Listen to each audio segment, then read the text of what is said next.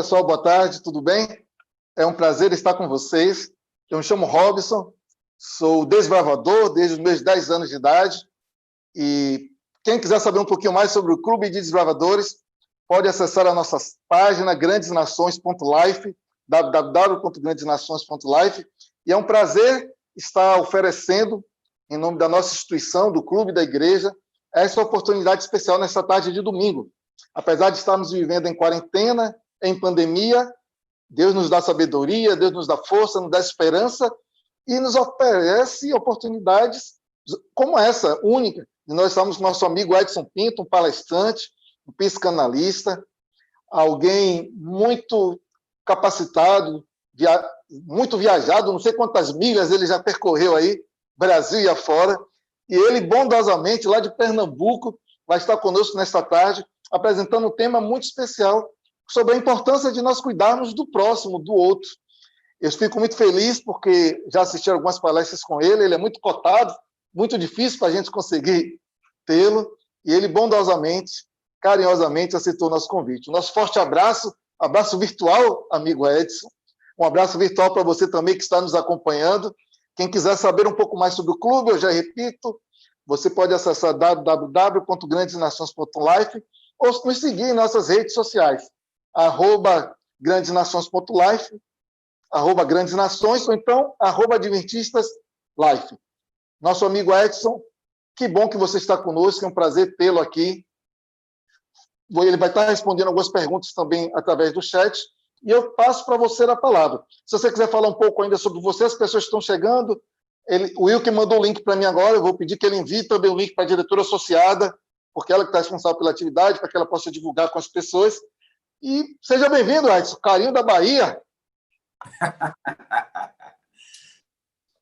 Obrigado, Robson. Não sei se vocês estão me escutando bem. Me escutam bem?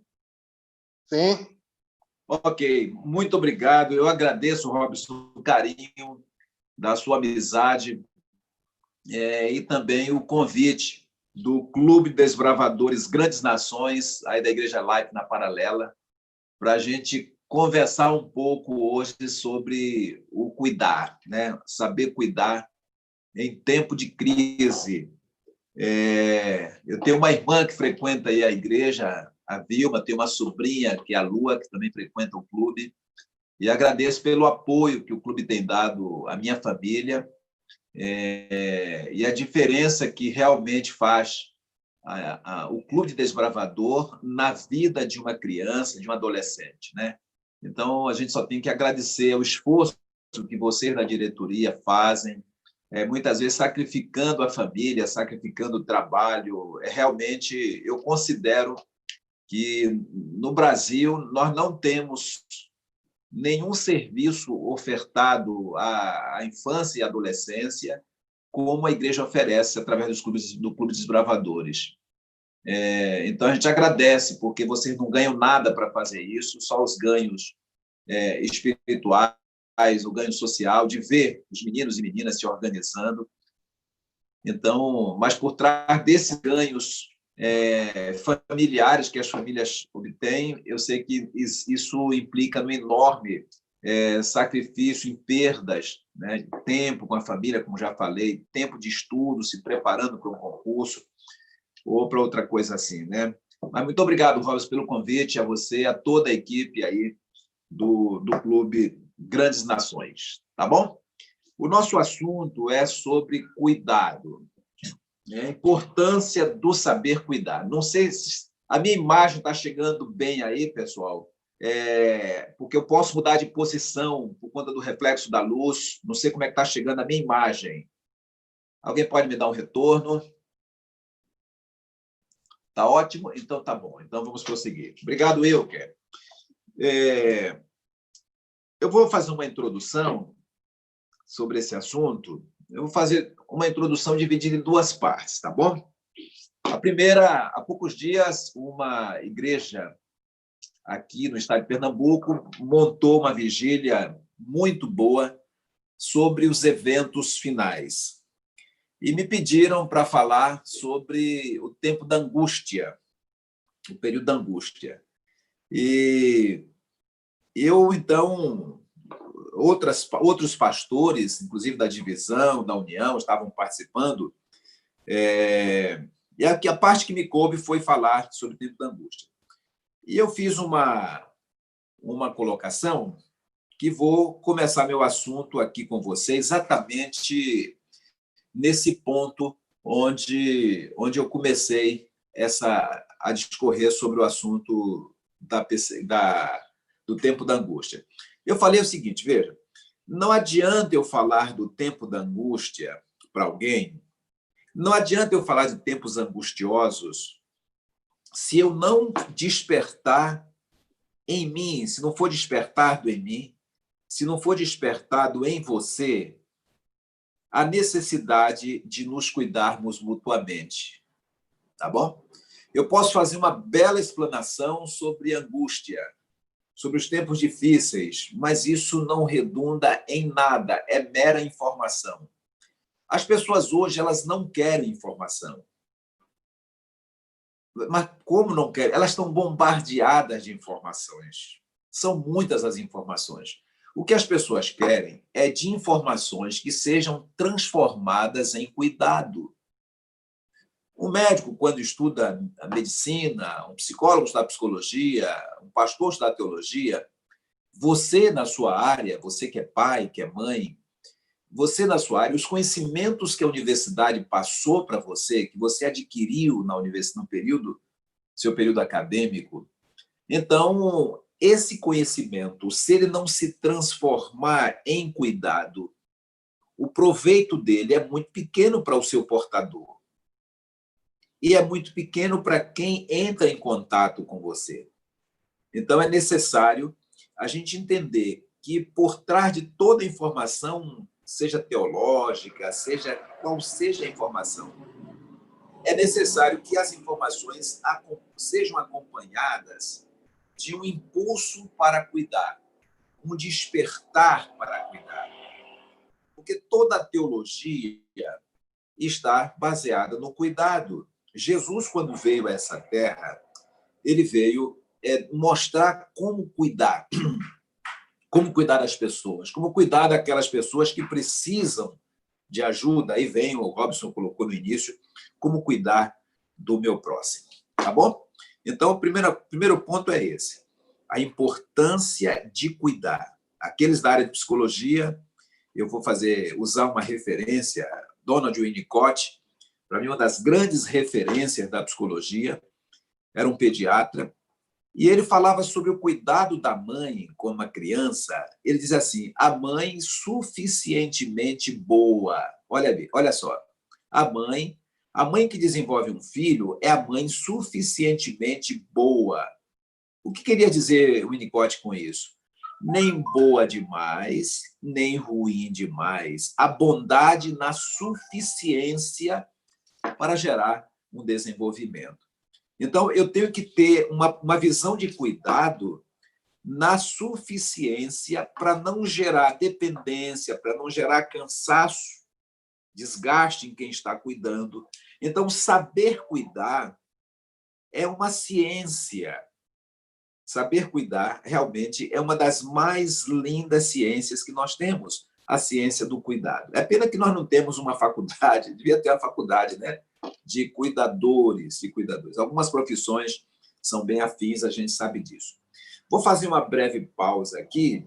Espero ter passado para você com essa introdução, primeiro, que não adianta dar informações se não desperta na pessoa um senso de querer cuidar. Tá bom? Essa é a primeira informação. A segunda informação é que não adianta cuidar de qualquer jeito. Eu preciso aprender a cuidar. Existe uma ciência que norteia o cuidado.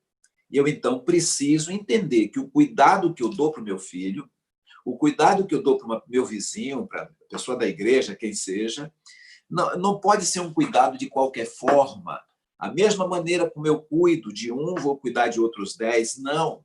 O cuidado ele é uma coisa que se adapta na suficiência e na necessidade de quem necessita desse cuidado.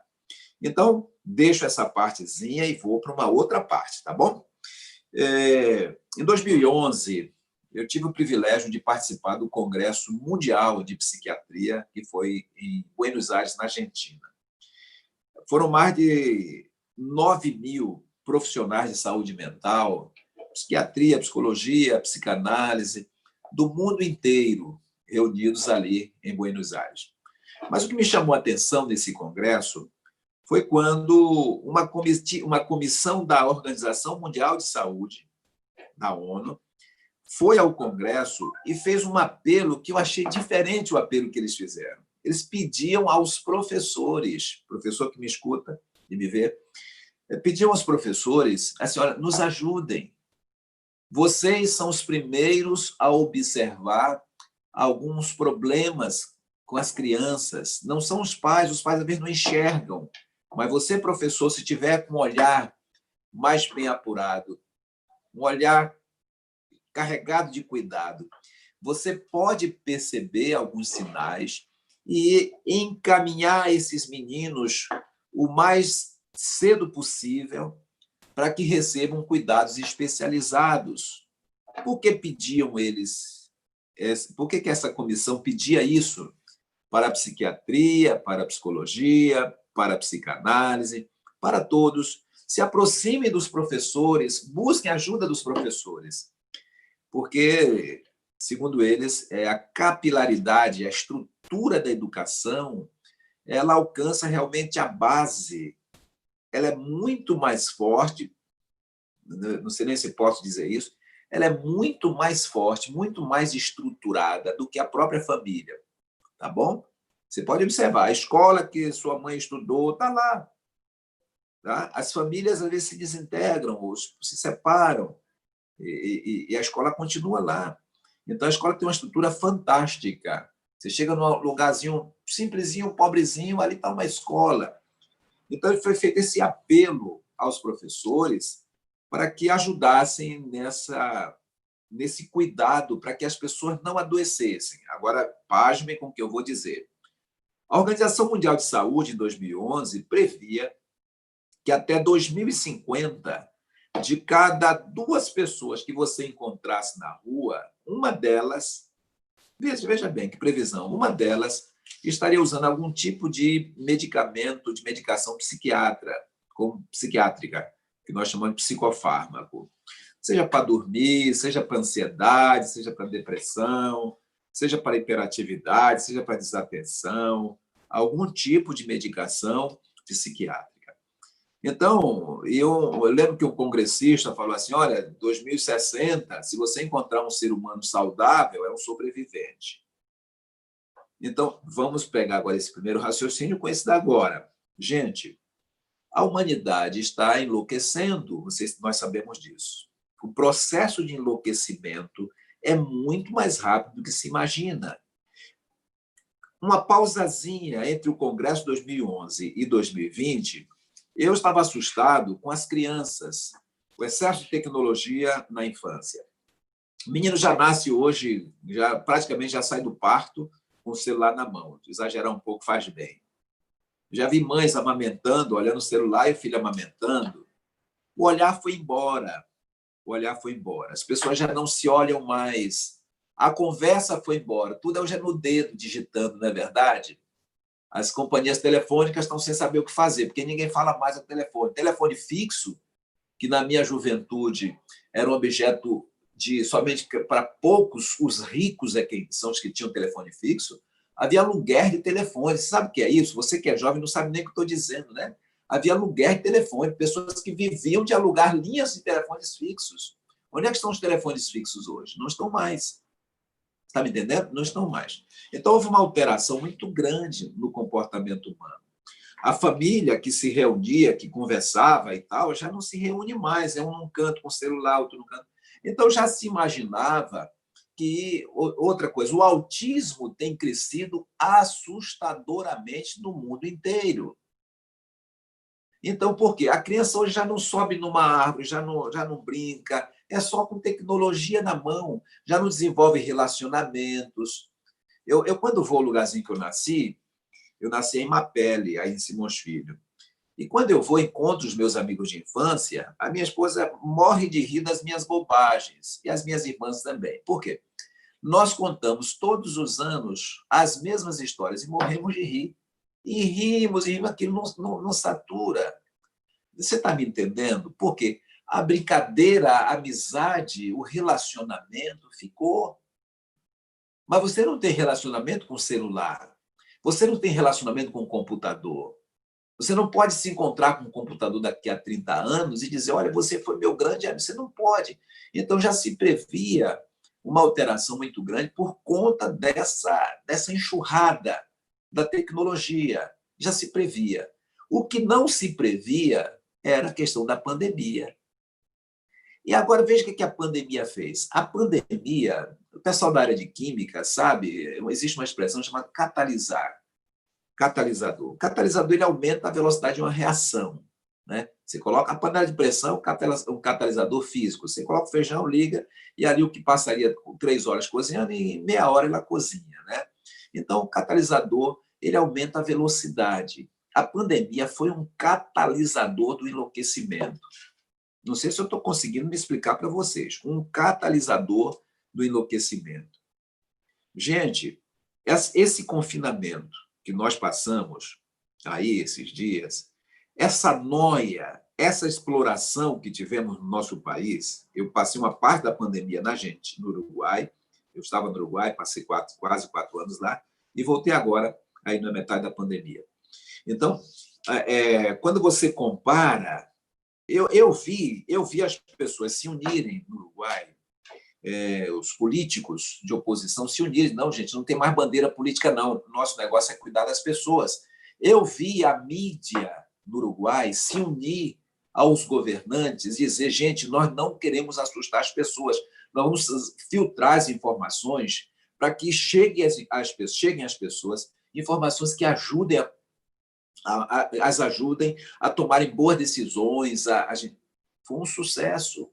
Gente, em nosso país, eu sentia vergonha, me perdoe falar isso para vocês, mas eu estou falando de cuidado, eu sentia vergonha quando eu via o descaso, o uso político, parece que quanto pior, melhor. Então, veja, o bombardeio que chegava pela televisão, pelos noticiários, pela internet, pelo WhatsApp, as loucuras que chegaram, eu fiquei frustrado com a ciência. Eu estudei farmácia na Universidade Federal do Rio de Janeiro. Então, posso dizer que tenho esse um pouquinho de contato com a área de saúde. Eu fiquei frustrado com a ciência, porque eu nunca vi a ciência tão calada.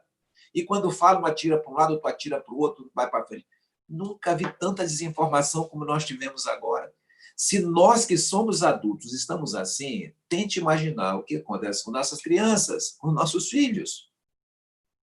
Então, veja, o cuidado agora é um cuidado diferente do cuidado que nós tínhamos no passado. Nós hoje temos que fazermos uma frente. Mas, pastor, eu não entendo nada. Eu sei que você não entende, eu também não entendo, não. Mas nós precisamos dar suporte. Porque o enlouquecimento está geral.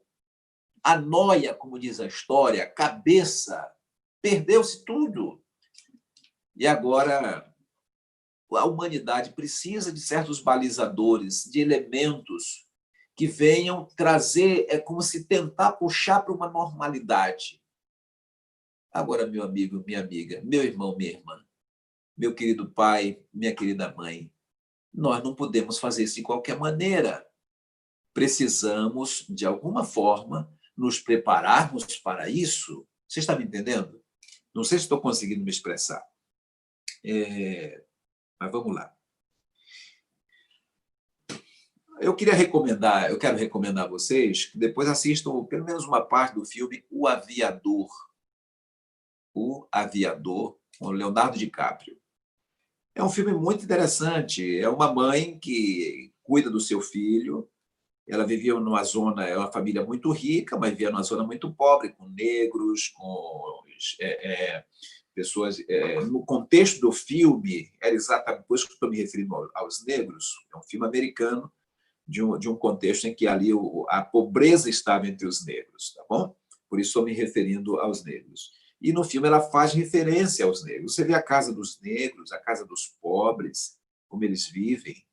Você sabe o que é cólera? Perguntava para um filhinho de 5 anos, 5, 6 anos, 4 anos, por aí assim. E ele dizia assim, sei, mamãe. Você sabe o que ela faz no corpo de uma pessoa? Sei, mamãe. E ela ia dando banho, na medida que ia dando banho no menino, um momento de ternura, ela ia fazendo esse tipo de pergunta. Gente, resultado, não vou, se você assiste ao filme depois, ele desenvolve uma esquizofrenia. Pessoal, eu cuidei de uma filha de um professor da Universidade aqui, Federal de Pernambuco, que sonhava em que sua filha fosse uma cientista. Mas por algumas cargas d'água, como diz a história, ele começou a falar de bactérias, tem que ter cuidado com bactérias, tem que ter cuidado com isso, com aquilo. E essa menina, com 13 anos, já não queria mais a escola. Sabe por quê? Para não contrair bactérias.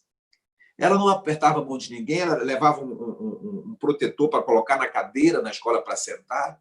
Essa menina, na hora de tomar banho, para entrar no banheiro, era um sacrifício. 13 anos. Ela colocava um banco, um saco plástico, entrava no saco plástico para ligar o chuveiro com uma luva para tomar banho. Você sabe o que é isso?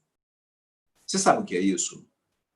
Gente, nós necessitamos, como pais, de alguma forma, diminuir o impacto, o prejuízo, o dano causado à mente de uma geração. Ora, se você procurar qualquer psiquiatra, qualquer psicólogo, qualquer assistente social e outras áreas ligadas à saúde mental, por melhor que seja, por mais capacitado que seja, e você fizer uma pergunta, como isso vai impactar o futuro dessa geração? Ninguém sabe. Ninguém sabe. Está todo mundo assim atônito, com a pulga atrás da orelha, sem saber o que vai acontecer com as nossas crianças, nem com os adultos. Ninguém sabe. A preocupação da economia, claro que há. Quem tenha negócios sabe disso, quem tem emprego sabe disso. Ninguém sabe. Mas o que mais preocupa é a saúde mental das pessoas. Porque sem a saúde mental, todo o restante vai embora. Você pode ser o melhor médico. Eu lembro de um médico, acompanhamos aqui um médico, desenvolveu um quadro de esquizofrenia e queria entrar no prédio, acabar com o prédio. O prédio proibiu desse senhor, um jovem de 34 anos, e era um bom médico. Você está me entendendo? Então, eu preciso zelar, eu preciso cuidar da saúde mental dos meus filhos, dos meus netos, das pessoas do meu clube, da minha igreja, dos meus vizinhos. Eu preciso colaborar. Agora, a pergunta é, como colaborar? Né? Como colaborar? Não é verdade? A grande pergunta. Pastor, como a gente pode fazer para colaborar? Primeira coisa que nós precisamos fazer a primeira coisa é ter assim, desenvolver um olhar diferenciado. Mas não é um olhar só para as pessoas, é um olhar geral, é um olhar atento, sabe? É um olhar que busca compreender as coisas, busca entender o comportamento, e não é só das pessoas, até dos animais. Um olhar de alguém que vê a natureza como um todo criado por Deus e tenta se integrar a esse todo criado por Deus. Você está me entendendo? Então, é necessário que eu saia dos meus protocolos, das minhas receitas prontas e entrar num relacionamento com o outro, a fim de que, nesse relacionamento, eu perceba o que é que o outro está precisando. É como se eu não pudesse falar nada e minhas costas estavam coçando. Eu preciso coçar. E você é meu amigo. E você me vê meio agoniado e diz, Edson, o que é que acontece? O que é que você está precisando? Mas não posso falar, não sei falar. Eu perdi a fala e as costas estão coçando e eu dou sinal. E você capta esses sinais e percebe onde está coçando e ali alivia a minha dor. Veja, não é um cuidar como está na minha cabeça, é um cuidar sintonizado com a necessidade do outro. Eu não sei se alguém aí que me escuta e me vê da área de enfermagem ou da área de medicina da família, né? algum médico de família ou algum enfermeiro que trabalha em PSF, no Programa de Saúde da Família, ou Estratégia de Saúde da Família. Uma coisa que eu acho bonito nessa estratégia de saúde da família é que o cuidado em saúde da família é diferente do cuidado do hospital. Lá, se chega no hospital, o médico te atende, diz o que você deve fazer e tal, né? Então, toda a ênfase está no médico, a figura central é o médico. Na estratégia de saúde da família, não é o médico. Você sabia disso? Não é o enfermeiro, é a relação. A produção do cuidado se dá na relação. Eu chego numa casa, encontro uma senhora com a pressão alta. Então, não é só prescrever uma medicação. Então, eu vejo que alguns problemas ali necessitam de suporte, então o cuidado é produzido com a pessoa. Você está me entendendo? Então, a proposta de cuidado nesses tempos de crise é uma proposta que você não está na sua cabeça, está na relação. Então, eu preciso perceber, ter a capacidade de fazer leitura, de capacidade de interpretar e, a partir daí, oferecer o cuidado. Me juntar a essa pessoa para cuidar. É diferente, não é? Um dia, um pastor chegou para mim e disse assim: Edson, rapaz, o que é que eu faço? Porque uma boa parte das pessoas que eu tento ajudar, eu percebo que eu não alcanço. Chega um momento que eu não sei mais nem o que dizer. Me sinto impotente, dizia ele. E eu falei para ele o seguinte: olha, meu amigo, só o fato de alguém procurar você, confiar em você, 50% dos problemas dessa pessoa já estão bem resolvidos. Você tem alguém de confiança aí no seu caminho, que no momento de crise você possa procurar, seguro de que essa pessoa vai entender o que passa com você? Você tem alguém que você possa conversar e sabendo que ela não vai julgar você? Você tem alguém assim? Você tem alguém que você procura e você sabe que ela não vai comentar aquilo que você conversou? Você tem alguém que você tem essa segurança e vai procurar e sabe que essa pessoa não vai te aconselhar? Olha que coisa interessante, não vai te aconselhar. Os conselhos são tão fáceis, não é? Mas não, às vezes as pessoas quando me procuram, quando procuram você, elas não querem conselhos, elas não querem julgamentos. Elas só querem encontrar alguém que entenda o que elas passam. Elas só querem ser escutadas, ser ouvidas, e ouvidas com atenção. Você está percebendo por onde é que nós estamos indo com cuidado? É uma coisa tão profunda, e Jesus fazia isso como ninguém. A pressa, a correria da tecnologia, o homem hoje virou uma máquina, não é? Se maquinizou, e tem orgulho, tem prazer em ser uma máquina. Charlie Chaplin tinha razão. Você não é uma máquina. Não sois máquinas. Homens é o que sois. Ser humano. Hoje o ser humano não pode mais errar, não admite erros, cria uma ansiedade tremenda. Você é um ser humano. Você é um ser humano que pode aprender com seus erros. Tenha paciência com você. Tenha paciência com os outros. Então, é necessário um cuidado, mas não é um cuidado de sair fazendo coisas. É um cuidado muito mais profundo, que se revelará no seu olhar, no seu toque, nas suas palavras. Você diz, mas, o Edson, eu sou meio grosseirão, eu sou meio assim, meio desajeitado. Meu temperamento é assim. Não importa, do seu jeito. Do seu jeito. As pessoas precisam de você. As pessoas precisam de você. Então, é necessário que tenhamos essa visão de cuidar, de cuidar. Eu vou contar mais uma experiência para a gente se situar mais um pouco. Eu tinha 20 anos quando fiz minha primeira viagem fora do Brasil. E, coincidentemente, fui para o Uruguai. Voltei ao Uruguai 40 anos depois. E eu era militar, eu era da Marinha, e foi de submarino.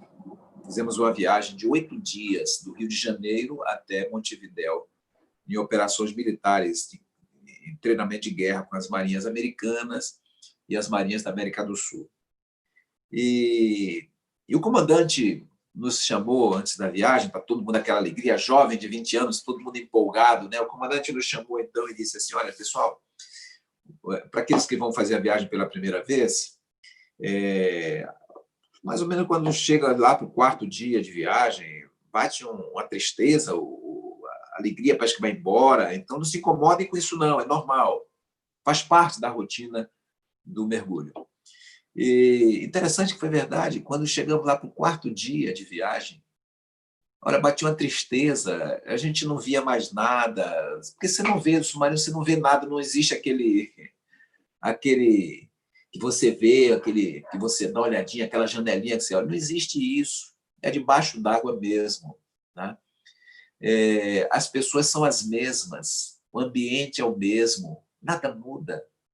Então, essa não mudança de ambiente, esse não ter contato com pessoas, com conversas diferentes, sempre as mesmas conversas, isso causa uma tristeza tremenda.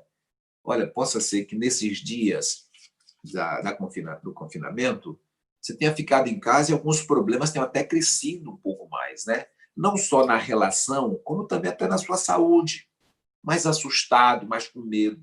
Você está me entendendo? O fato de você não sair deixa a família no nível de estresse muito alto.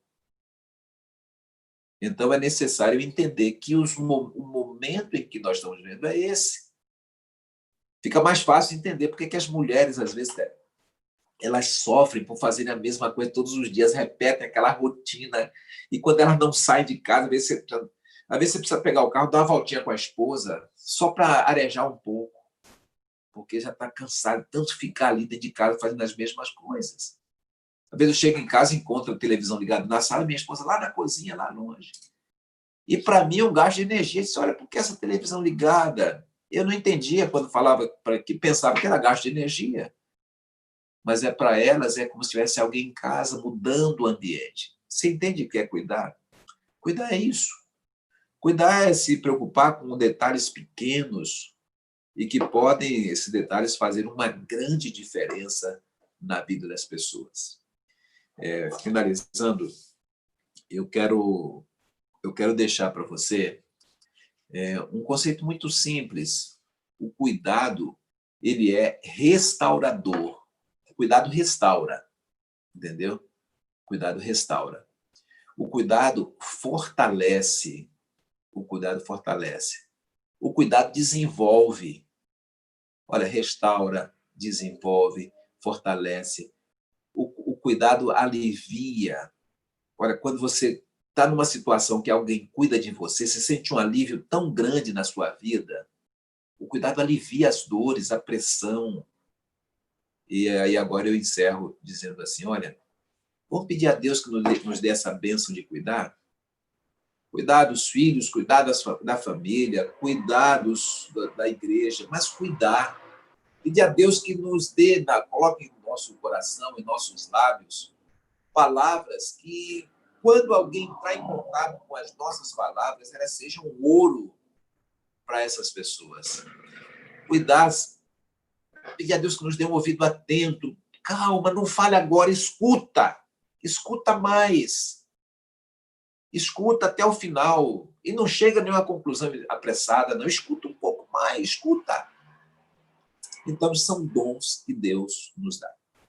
Aproveito para desejar a todos os avós que Deus continue abençoando os avós. Aqui eu conheço muitos avós que cuidam dos seus netos como se fossem filhos. Avós não estragam os netos. Cuidar dos avós é fundamental. Conheço 2 pesquisas de doutorado, uma de São Paulo, outra aqui de Pernambuco, pesquisadores que fizeram seu doutoramento em papel dos avós na vida dos netos. Inclusive, um de São Paulo, da USP, Paulo Salles Oliveira. O Paulo escreveu um livro chamado Vidas Compartilhadas. Trabalha essa relação entre avós e netos. E a professora aqui da Federal de Pernambuco, a Maria José, escreveu também. Chegaram às mesmas conclusões. Crianças que conviveram com seus avós têm muito mais saúde do que as outras, avançam mais nos estudos, convivem melhor com a velhice e com a morte, são mais tranquilas, os avós passam para os netos uma tranquilidade que os pais não conseguem passar. E assim vai, muita coisa boa. Por isso, eu cumprimento a todos os avós, desejo que o Senhor abençoe você, que te dê forças. Muitas vezes eu sei que você, avó, faz o papel que era do seu filho, da sua filha de fazer, você está fazendo. Eu fico muito, muito triste quando chego na igreja, às vezes, dia dos pais, dia da mãe, dia do pai, dos pais, dia das mães, e que não se faz referência à avós. Porque eu conheço, e você também conhece, avós que fazem um papel fantástico. São verdadeiros pais e muitas vezes são esquecidos. Então, parabenizo por esse dia de hoje. Pena que estamos em pandemia, ainda quase confinados, não podemos expressar, a igreja não pode expressar melhor expressar melhor essa gratidão. E, por último, eu me passei, quero somente, Robson, apresentar um ponto pequeno. Queria pedir aos pais que ajudem os filhos agora, não deixe seu filho encalhar onde nós estamos, nesse charco da pandemia. Ajude o seu filho a fazer planos. Olha, filhinho, daqui a uns dias, quando voltarem às aulas, quando voltar o Clube de Desbravadores, essa noção de futuro, você está entendendo? Faz essa ponte. Diminua os impactos das informações distorcidas da pandemia, muitas delas são muito reais, diminua isso. Não, bactéria, a ciência controla, ameniza isso na cabeça do seu filho e ajude o seu filho a fazer planos. Não deixe seu filho parar. Olha, ficar em casa, trancado, muitas vezes é cômodo para o filho. Você está me entendendo? Por isso que os lugares mais preferidos é o quê? Banheiro, quarto. Os meninos estão se trancando dentro do quarto. E agora, com a pandemia, é igual a tatu, né? Se enfiam mais ainda no buraco. Não deixe seu filho ficar enfiado no buraco, não. Traz seu filho para fora. Olha, filho, logo, logo a gente está voltando à escola. Nós logo vamos voltar para a igreja. Logo, logo vamos voltar para o clube. Logo, logo vamos voltar para a cidade. Traz essa visão. Vamos na praia, filho. Vamos passear. Traz essa visão de futuro para o seu filho. Não deixe seu filho ficar confinado. Eles já têm uma tendência a isso. Por conta do computador, do celular, eles já têm uma tendência. Não deixe. Trabalha pai, trabalha mãe, trabalha avós. Vamos trabalhar para que os nossos meninos não parem. Porque, como disse a vocês, ninguém sabe como serão os desdobramentos do que nós estamos vivendo. Então, nós temos que tomar todas as providências para que minimizemos os impactos que nós temos enfrentado, tá bom? Eu agora abro para as perguntas. Não sei se consegui me expressar para vocês, passar minhas preocupações, mas abro agora para as perguntas que, porventura, vocês tenham. Edson, meu querido, tem 2 perguntas já no chat aí para você. Pode fazer, pode. Me ajuda aí, faça, que eu não... Você ajuda aí, Robson. Ok. Vamos lá, temos 2 perguntas aqui no chat. Uma pergunta da Kátia, nosso querido palestrante. Como podemos identificar que uma pessoa está sofrendo e precisa de cuidado especial? Há sinais? Kátia, obrigado, Kátia, pela sua pergunta. Eu participei de um protocolo sobre prevenção de suicídio no Uruguai e lá dizia assim, que um paciente que suicida, ele passou no médico nos últimos 2 meses. 80% passou nos últimos 2 meses por um médico e 50% no último mês esteve com o médico. E o protocolo, Kátia, ele encerrava dizendo assim, deixando claro que o paciente escondeu do médico o seu intento de autoeliminação. Esse termo que se usa no Uruguai. Escondeu do médico. Eu disse, eu discordo dessa colocação. E vou dizer por que discordo. Porque o nosso corpo é um palco. E nesse palco se apresentam as nossas emoções. Então, é muito difícil alguém esconder de alguém que faz a leitura. Deu para entender? Então, você pega uma ressonância magnética, coloca na mão do médico, ele vai olhar e vê coisas que eu não vejo. Então, você diz, mas não é demais? Eu sei, mas quando nós amamos alguém, o nosso desafio é tirar os olhos de tela, disso, daquilo, e olhar para a pessoa. para os sinais que uma pessoa dá. Então, Kátia, é possível. É possível. Eu acompanhei um paciente agora há pouco tempo com intenção de suicidar. Uns dias antes do suicídio, ele estava mais alegre do que os outros dias da vida dele. E dava presente para um, eram os sinais que ele estava dando. Então, faltava alguém fazer essa leitura. É possível, sim. As pessoas, Kátia, sempre vão dar sinais. Elas vão dar sempre sinais. O negócio é que, às vezes, nós estamos tão distantes, não prestamos atenção e não percebemos os sinais. Esses sinais vêm com palavras, esses sinais vêm no corpo, com roupa, com jeito de vestir. Então, se você percebe uma diferença numa pessoa, você está acostumada, então ela agora está se apresentando de maneira diferente, ou a sua fala está diferente, ou o seu andar está mais rápido ou mais lento, tudo isso são sinais que nós podemos identificar que uma pessoa está necessitando de cuidado, tá bom? São diversas expressões, diversas manifestações dessa expressão.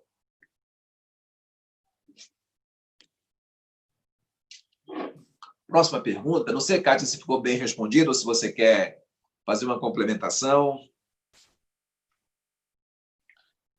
Ficou bom, muito bom. Vamos ver se mas tem mais duas perguntas aqui. Posso fazer? Pode fazer. Como animar alguém desanimado de forma prática? Como animar alguém desanimado de forma prática? Gente, eu vou emitir uma opinião aí que me perdoem se eu não for feliz no que vou falar. Uma boa parte dos casamentos tem sido afetados porque as pessoas estão lendo muita autoajuda. E a autoajuda tem muita receita pronta, e nem sempre a receita cabe, essa receita dá certo para as pessoas. Tá? Então, se coloca muita idealização nos papéis. Que eu espero do meu marido isso, que eu espero da minha mulher aquilo. Um dia desse chegou alguém até da igreja, do nível muito alto até da igreja, com 2 papéis, couchê, o que eu espero, o que o marido espera da esposa, o que a esposa espera do esposo, o que eu esperava do outro. E me pediram eu cuidei de família na União Uruguaia, me pediram para fazer uma observação. O que é que você acha, Edson? Eu disse, olha, eu não acho nada. Mas a pessoa insistiu, você quer saber o que é que eu acho? Eu acho isso uma tolice. Eu acho uma tolice. Mas por que eu acho uma tolice? Porque, meu irmão, não adianta se você ficar com idealização, dizendo o que é que eu espero na minha esposa, no meu esposo, você vai morrer. Você vai querer mudar o seu esposo, a sua esposa, você não vai conseguir, você vai ter um casamento infeliz, você não vai mudar nada, nem vai mudar ninguém. O que eu posso fazer é aquilo que eu quero no outro, eu ajudar a construir. Então, o regime é de colaboração. Eu ajudo a construir aquilo que eu quero. E ainda assim, aberto para entender que o que eu quero, o que eu espero do outro, possa ser que não seja o que o outro pode me oferecer. E nem seja o que eu preciso. Então, é na relação que eu vou. Agora, respondendo a sua pergunta, como eu posso fazer para animar uma pessoa que está triste? Nessa pergunta, a única forma que eu encontro de animar uma pessoa que está triste é me entristecer com ela. Não sei se eu consigo me explicar. Eu me entristeço com ela um pouco. Eu vou no funeral.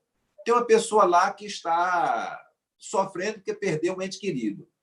E agora eu vou querer alegrar. Qual a forma de eu alegrar essa pessoa, gente? Qual a forma de eu alegrar?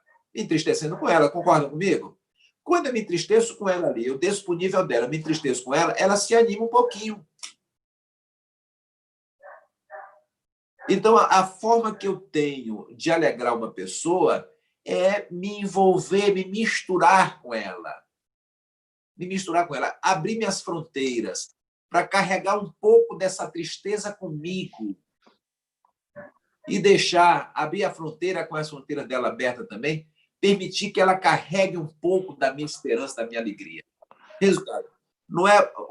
Você vai num lugar meio triste e tal, às vezes, quando você fala, até prejudica.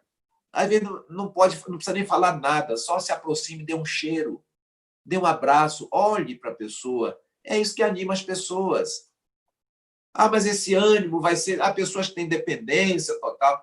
Eu não estou falando, eu sei que há pessoas que têm transtorno de personalidade, eu sei que pessoas têm depressão, tem quadros muito mais sérios do que nós estamos falando.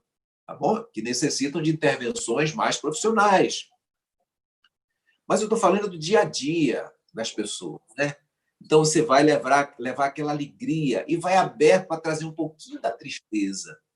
Então, você é o famoso leve e traz. É a única maneira que eu encontro de alegrar as pessoas. Falar o seu nome, mas falar com alegria o seu nome. Robson, né? Paulo. E falar com o olho assim, isso alegra as pessoas, isso dá um pouquinho de ânimo para as pessoas. Se interessar pelos problemas delas, sem aconselhar, entrar no mundo dela. Para mim, a única forma que eu tenho de ajudar uma pessoa é assim, tá bom? Próxima pergunta. Se não respondi, diga, pastor, não respondeu, quero outra resposta. Vamos lá. Então, a pergunta aqui do nosso amigo Pedro. Senhor Edson, muito obrigado pela mensagem.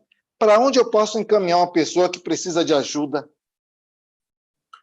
Pedro, nós vamos, Pedro, depender dos tipos de ajuda, né, que a pessoa precisa. Por exemplo, vou dar alguns exemplos para você, Pedro. Suponhamos que eu encontro uma pessoa que as coisas, veja bem, as coisas só podem ser do jeito delas, ou dela. Se não for do jeito dela, está tudo errado. Ela cria uma dificuldade tremenda, ela sofre, ela gera sofrimento na família, ou na igreja, ou na escola, em qualquer lugar. As coisas têm que ser do jeito dela. Então, ela vai encontrar com fulano, ela vai assistir uma palestra, então ela quer que a pessoa fale o que está na cabeça dela. Eu vou encontrar com José, José vai me dar um abraço, e se José não dá um abraço como ela pensou, o mundo cai. Então, esse é um tipo de problema, chamado problema de adaptação. Essa pessoa não se adapta. Para quem vou encaminhar? Vou encaminhar para um psiquiatra, para um psicólogo. Vou buscar ajuda e ajudar. Olha, que tal você buscar uma ajudazinha? Você está precisando e tal. Ajudar para que ela busque uma ajuda profissional. Normalmente, se você encaminha, Pedro, para um profissional da área de psicologia, ele vai, a partir dali, fazer uma avaliação e, a partir daí, ele vai fazer o encaminhamento para o profissional. Você precisa de um psiquiatra. Agora, uma coisa que é muito importante nessa pergunta de Pedro se você assiste a uma palestra sobre depressão e o médico começa a falar de tristeza, de cansaço, de irritação, aí você pensa assim, não, eu tenho isso. Mas, olha, não se empolgue com essas palestras. Elas não estão erradas, não. Elas estão certas. A tristeza, a perda de alegria, de prazer na vida, cansaço, irritação, tudo isso há. Mas não pense, porque você tem isso, você tem depressão. Então, nós estamos num tempo que as pessoas estão se rotulando muito. Mas não é porque tem esses sinais, esses sintomas que tem depressão. Porque na psiquiatria, os sintomas são sempre por dimensão, são dimensionais. É diferente de outras áreas. Se eu tenho uma pneumonia, tenho pneumonia, acabou. Mas, no caso da psiquiatria, da psicologia, do comportamento, é tudo por dimensão. Então, a tristeza, até uma dimensão, ela é normal. Quando ela interfere em funções, aí eu vou buscar ajuda. Aí, Pedro, sua resposta. Quando é que eu busco ajuda para uma pessoa? Quando interfere em funções. Quais são as funções? Eu não consigo dormir bem, eu não consigo comer bem, eu não consigo estar em família, eu não consigo estar no trabalho, eu não consigo estar na igreja bem. Então, essas funções foram alteradas. Então, quando se altera funções, se deve buscar imediatamente ajuda. A recomendação da psiquiatria é que uma pessoa pode enfrentar um quadro de tristeza, Pedro, por até 2 semanas. Até 2 semanas, tudo é considerado normal. Ah, está tristeza, está lá em cima da cama, não sai para lugar nenhum. 2 semanas você espera. Passadas as 2 semanas, busca ajuda imediatamente. Deu para entender? Então, o ponto de corte são as 2 semanas. Até 2 semanas são coisas normais. São consideradas normais. Passadas 2 semanas e um quadro mais agudo e que não se organizou, a pessoa insiste numa tristeza muito grande, se isola, chora muito, aí agora eu vou buscar uma ajuda profissional, porque as 2 semanas passaram, isso é o que diz o compêndio de psiquiatria, a recomendação da psiquiatria é essa, 2 semanas. Aí nas 2 semanas o psiquiatra vai avaliar Estou falando agora da depressão. São 9 sintomas.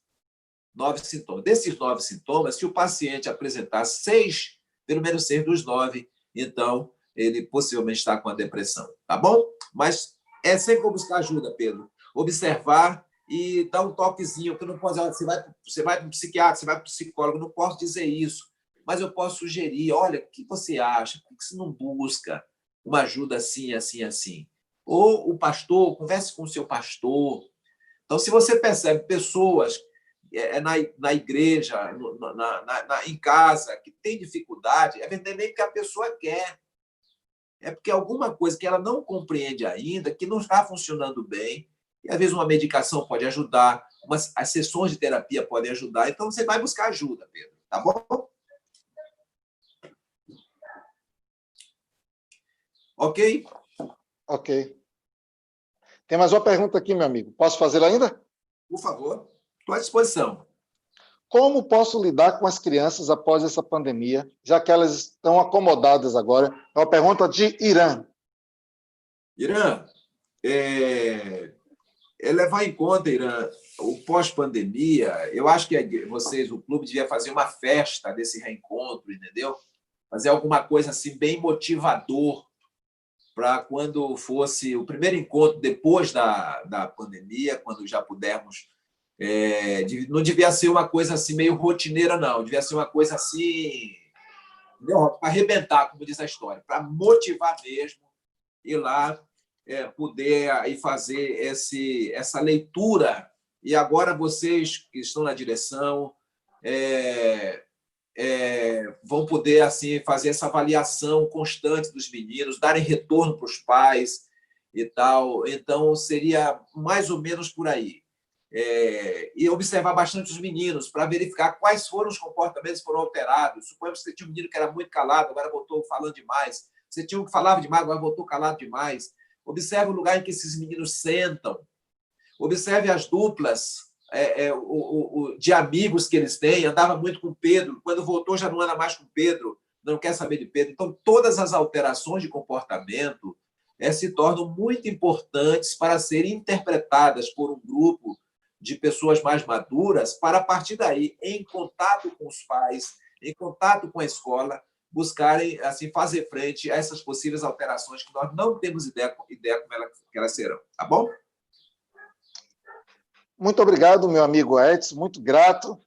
Gostaria que você finalizasse, então, se tiver algumas considerações finais, mas eu te agradeço, primeiramente, por sua disponibilidade, pela oportunidade que Deus nos concedeu de tê-lo conosco, falando para um grupo de pessoas diversos, de várias faixas, diversidade de faixas etárias, de faixa etária, diversidade de gênero, e pessoas que vieram se reunir hoje conosco para assistir esse programa, para poder aprender a importância de cuidarmos um do outro. O que você deixa de recomendação final para o nosso grupo? Eu deixaria, Robson, como recomendação final, é como se fosse uma mudança de paradigma, sabe? Que você não espere uma pessoa pedir. Não espere pedir. Se antecipe ao pedido. Aprenda a ler os sinais de um corpo, os sinais de um olhar. Aprenda a ler uma lágrima. Eu fui uma vez na Faculdade de Teologia fazer uma palestra para os teologandos, isso há uns anos atrás. Eu estava na União aqui no Nordeste, 2003, 2004, 2003. Me convidaram a fazer uma palestra para os teologandos. E eu falei para os teologandos o seguinte, que termino dizendo para vocês. Interpretar a Bíblia é muito bom. É fascinante interpretar a Bíblia. Mas, para Deus, tão importante quanto interpretar a Bíblia é interpretar uma lágrima, é interpretar uma dor, é interpretar um olhar, é interpretar um vazio. E assim, o mesmo Deus que nos capacita, o mesmo Espírito Santo, que nos capacita a interpretarmos bem a Bíblia, nos capacitará também a interpretar as necessidades daqueles com quem convivemos, tá bom? Um beijo no coração de vocês. Foi um prazer muito grande. Agradeço ao Robson, à equipe.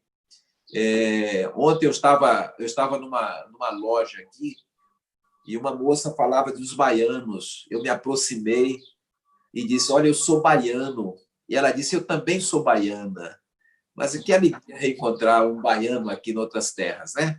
E eu tive o prazer de me encontrar com os baianos, meus irmãos, no meu coração, aí, quem sabe um ou outro, eu até fui pastor de alguém aí há uns anos atrás, mas eu deixo um beijo no coração de vocês e é isso mesmo, nós somos humanos, sabe? Seres humanos, filhinhos de Deus que erram, que acertam, somos humanos, mas acima de tudo, que precisam, filhinhos de Deus que precisam de cuidado.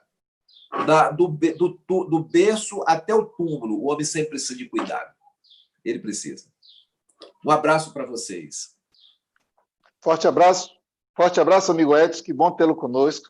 Eu agora finalizo a nossa programação, desejando um fraterno abraço, que por enquanto tem sido digital, né, para todas as pessoas que estão nos assistindo. Lembrando que daqui a pouquinho, às 19 horas ou 19h30, nós vamos ter aqui no nosso canal um programa todo especial com o tema A Festa, com o nosso pastor Túlio, pastor cooperador, pastor auxiliar da nossa igreja adventista aqui na Paralela. E se você quiser também saber um pouco sobre os nossos cultos, a nossa programação, ou você quiser ajuda pastoral, alguém para você poder conversar sobre cuidado, sobre zelo, quiser um abraço, pode nos procurar, nós temos nossos canais de contato, nós temos o Instagram, nós temos o Twitter, nós temos também nosso canal no YouTube, e vai ser um prazer enorme poder recebê-lo. O pastor da nossa comunidade ficará muito feliz em visitá-lo, seja presencialmente ou virtualmente, né, nesses novo mundo, né, que estão se falando, mas ele vai gostar muito de poder visitá-lo, poder fazer uma oração e te dar um ombro amigo. Um forte abraço. Obrigado, Robson. pais desbravadores, por assistirem. Diga, meu amigo Edson. Ô, Robson, eu quero mandar um abraço para Marildes e para Irã. Tive o prazer de casá-los. Que legal. E apresentei a menor. Batizei a Ingrid e apresentei a menor, tá bom? E eu sei que eles estão frequentando aí. Um grande abraço para vocês. Valeu. Forte abraço. Fica com Deus e até daqui a pouco com nossa programação para o Além da Festa. Muito obrigado a todos. Até mais.